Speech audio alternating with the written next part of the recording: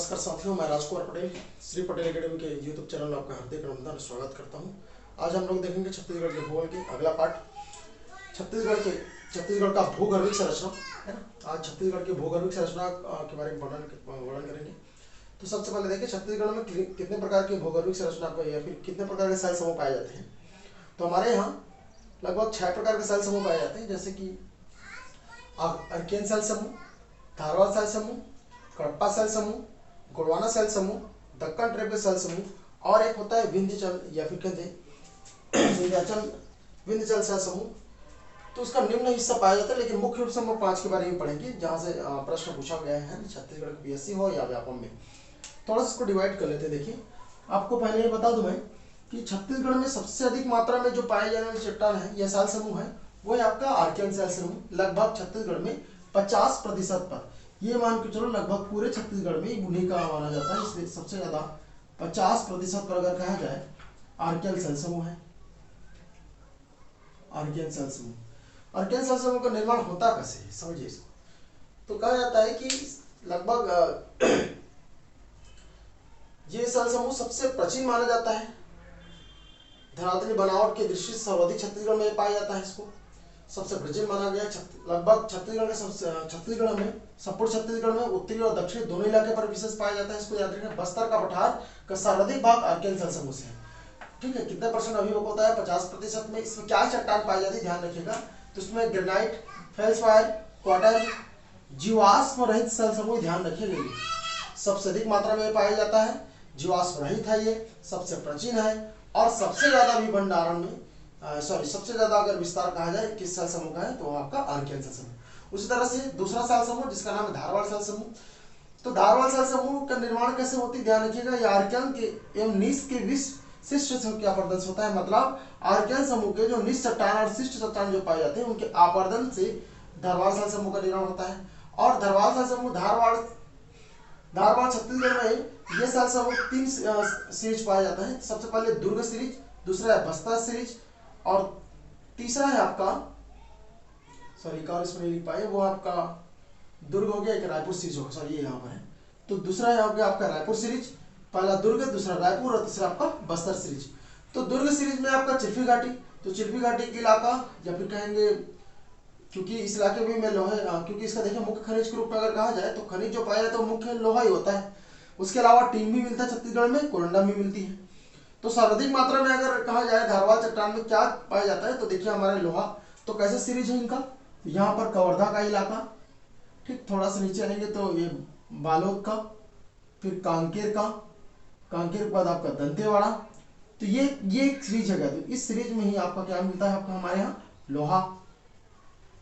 उसके अलावा यहाँ पर देखिए नीचे में आपका टीन ऐश की भी, क्योंकि याद होगा आपको छत्तीसगढ़ में अगर कहा जाए टीन जो है सिर्फ मात्र एक है भारत में, एक राज्य छत्तीसगढ़ जहाँ से 100% या फिर कहेंगे 35% लगभग हमारे यहाँ भंडारण है। विश्व के साथ अगर तुलना किया जाए, दूसरे देशों के साथ तुलना किया जाए तो, और छत्तीसगढ़ में 100% उत्पादन जो है दंतेवाड़ा से होता है।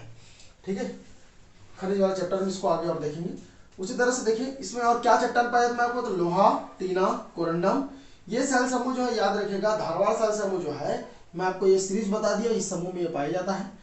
उसी तरह से ये चट्टान में और क्या मिलता है देखिए, तो चट्टान जो है क्वार्टर, स्लेट, काल्कोमेटर और माइकासिस्ट एवं निश चट्टान।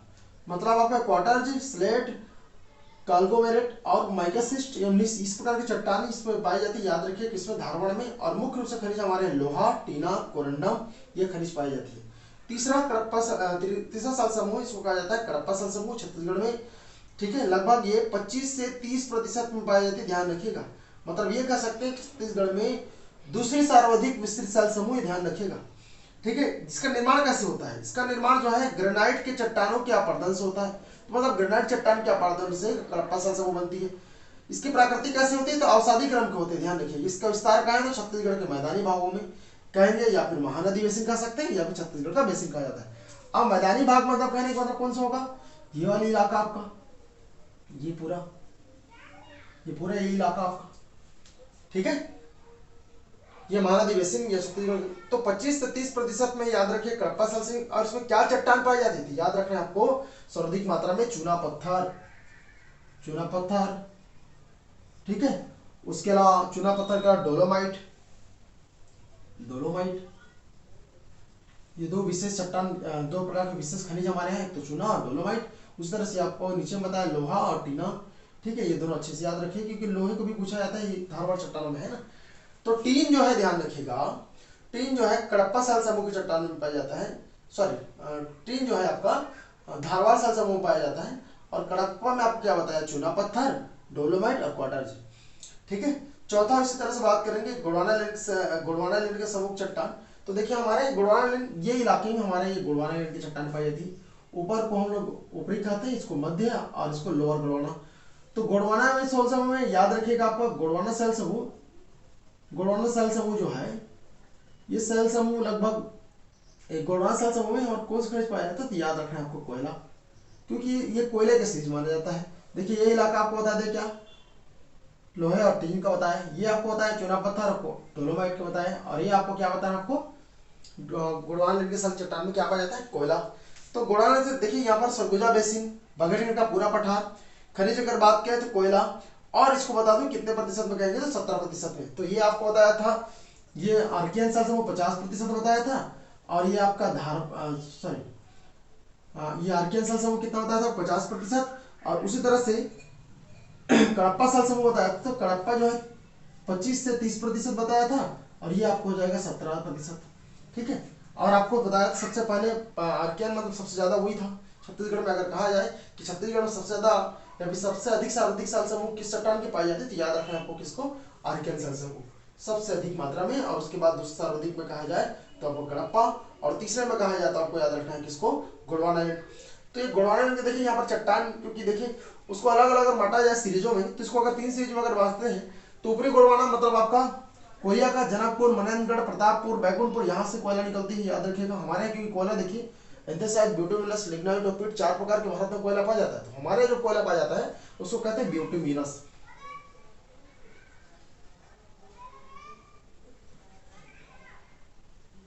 ठीक है। तो ब्यूटुमिनस जो है चट्टान हमारे कोयला पाया जाता है।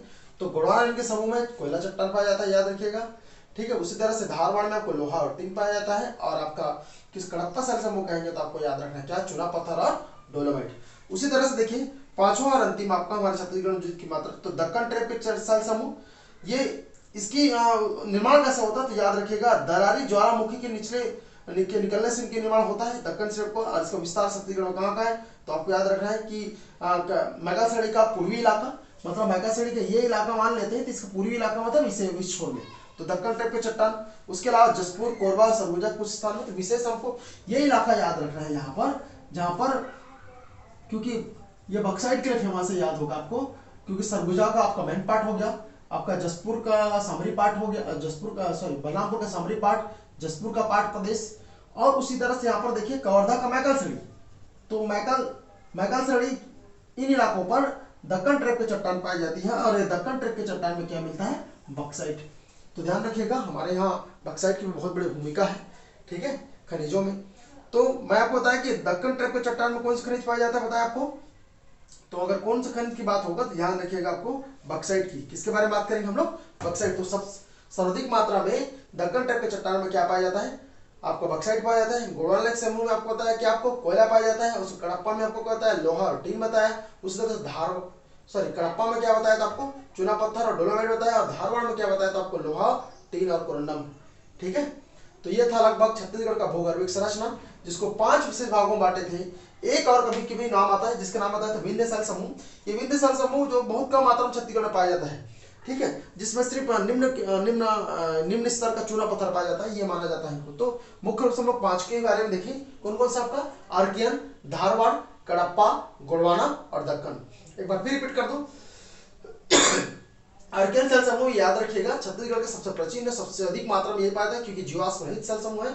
इसमें ग्रेनाइट, फेल्सपार, क्वार्टर, इस प्रकार के सेल समूह पाए जाते हैं। उसके अलावा धारवाड़ में आपको बताया क्या, लोहा, टीना और कोरंडम।